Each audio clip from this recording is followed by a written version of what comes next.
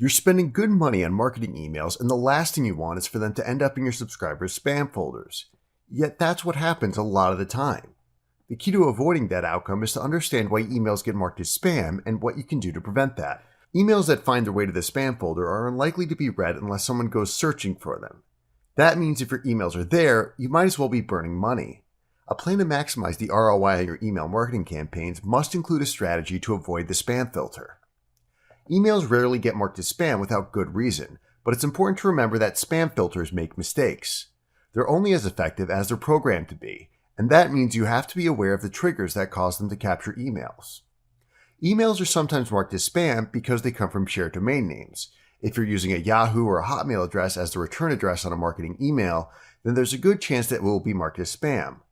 Another common trigger is the use of overly hyped language. If your subject line and email are loaded with words like sale, limited offer, act now, and other salesy phrases, then the chances are quite high that a spam filter will redirect it to the recipient's spam folder. If a recipient doesn't open your emails, then over time their email provider's spam filter may decide that they're spam even if the recipient doesn't mark them as such. As algorithms grow increasingly sensitive, the chances increase that unopened emails may be designated as spam. Finally, if a recipient marks an email as spam, then your email will almost certainly wind up in the spam folder. You might like to think that someone who subscribed to your list wouldn't do such a thing, but they might.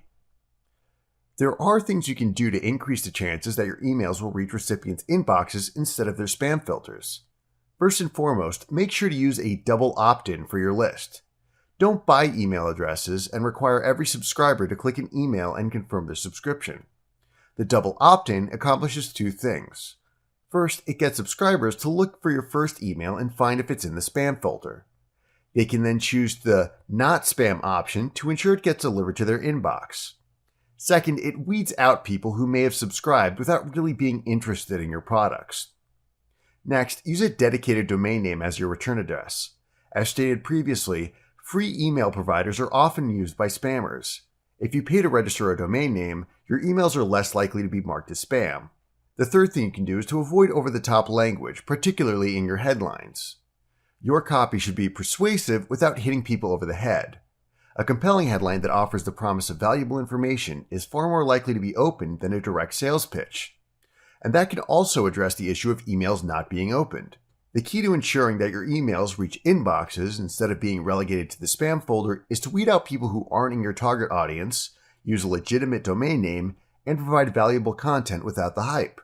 If you do that, then you'll increase your open rates and your sales.